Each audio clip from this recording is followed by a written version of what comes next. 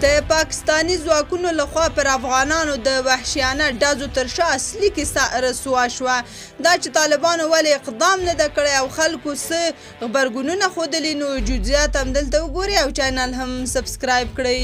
د زابل د سرحدي ولسوالۍ شملزو ځایي اوسیدونکي وایي چې پاکستانی سرحدي ځواکونو پر هغو افغانانو ډزې کړي چې غوښتل یې له افغانستان څخه پاکستان ته پر قاچاقي لاره لاړ شي په پیښه کې شپږو افغانانو ته مرګ ژوبله اوښتې خو طالبان د دې پیښې په اړه چپ دي د زابل ځایي اوسیدونکو رسنیو ته وویل چې د پاکستاني سرحدي ځواکونو په ډزو کې 2 افغانان وژل شوي او 4 نور زخمیان شوي دي د سیمې د اوسیدونکو په خبره وژل شوي 2 کسان د غور ولایت 2 زخمیان د زابل او د 2 نورو کسانو هویت لا نه دی معلوم د دوی په خبره چې دغه کسانو غوښتل د زابل د شملزو ولسوالۍ ډیورنډ کرښې ته نږدې د زنځیر په سیمه کې د یوې فرعي لارې څخه پاکستان ته ولاړ شي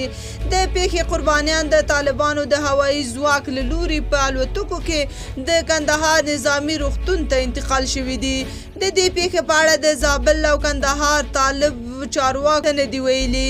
د سیمې اوسیدونکو د معلوماتو له مخې دغه کسان د کار پیدا کولو لپاره پاکستان هیواد ته تلل سرچینه وایي طالب ځواکونو په سیمه کې شتون درلود خو د پاکستانی ځواکونو په مقابل کې ځوابي ډزې نه دي کړي عام خلک بیا د طالبانو غبرګون نه ښودل د افسوس بللي او وایي که څه هم قاچاقي تلل غیر قانوني کار دی خو دا چې یاد کسان د افغانستان خاوره کې په نښه شوي نو طالبانو مسؤل و چې د دوی د غچ اخیستنې لپاره پر پاکستانی ځواکونو ورته برید کړی وای ځکه چې طالبان باید د افغانانو د سر او مال ساتنې لپاره هر اقدام وکړي تاسو په دې اړه څه نظر لرئ کومنټ کې شریک او چینل هم سبسکرایب کړئ